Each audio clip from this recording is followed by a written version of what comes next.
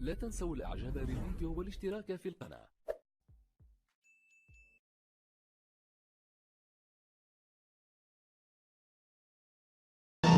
أن نكرر ذلك النشيد الذي رفعه بأصواتهم وفي قلوبهم وعقولهم شهداء والبنود اللامعات الخافقات في الجبال الشامخات الشاهقات. نحن ثرنا فحياة أو ممات، وعقدنا العزم أن تحيا الجزائر. فاشهدوا فاشهدوا فاشهدوا.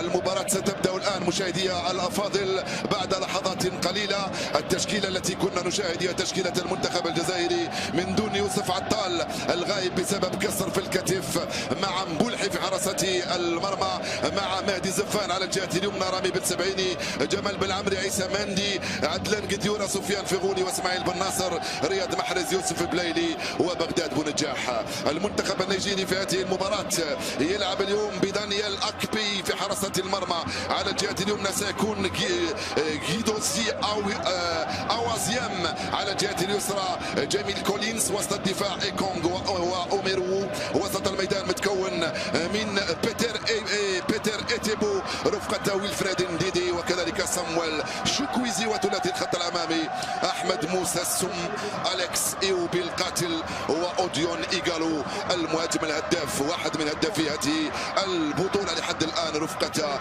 ابن الجزائر أدم الناس، اللاعب الذي لعب أساسيا في مباراة تنزانيا وكان في الاحتياط في مباراتين أخريتين. تقنية الفار طبعا ستكون حاضرة مشاهدي الأفاضل في هذه المباراة كما قررت الكاف ابتداء من الدور الربع النهائي في أجواء جزائرية مصرية على مدى سنوات وسنوات، بقيادة بغداد بونجاح واسماعيل بن ناصر ورامي بن سبعيني على الجهة اليسرى. العام اللعب ابدا لم يكن في وضع التسلل ابدا ولكنها راحت برا. رياض محرز انطلق من هنالك، يوسف بلايلي ما زال رياض عنده الكرة الان، يلعب بين سفيان وتوزيع ارضية والدفاع يخرجها مرة الخط الخلفي، يلعبها من هنالك مع مهدي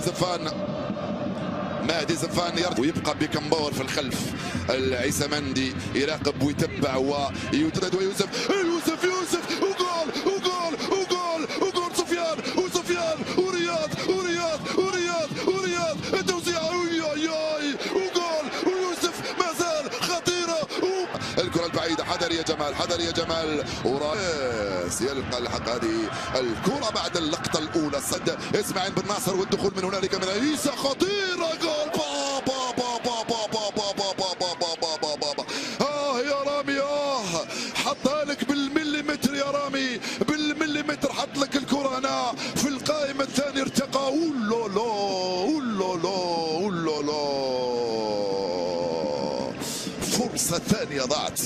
رامي بن سبعيني حكم المباراة لحد الآن نسيروها بثقة كبيرة، طبعا من دون جهد كبير لأنه تعبنا كثيرا. أحمد موسى وبين أحضان الرئيس، أحمد موسى وبين جاي لبغداد، والكرة راحت مباشرة بين أحضان الحارس. هاجي تعبت.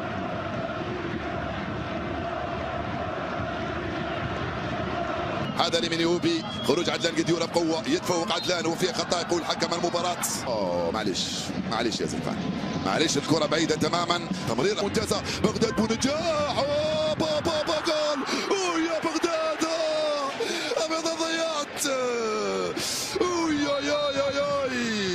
فرصة ثمينة لبغداد لبونجاح، فرصة ثمينة للجزائر، اختفى يوسف، مررها على طبق، كان ذكي وماكر وخداع. يا بغداد كنت صعبة كتير. رايس صعبة. يا بغداد يلعب على بغداد، خطيرة في الأول. هل كان يجب علينا أن ننتظر ركنية؟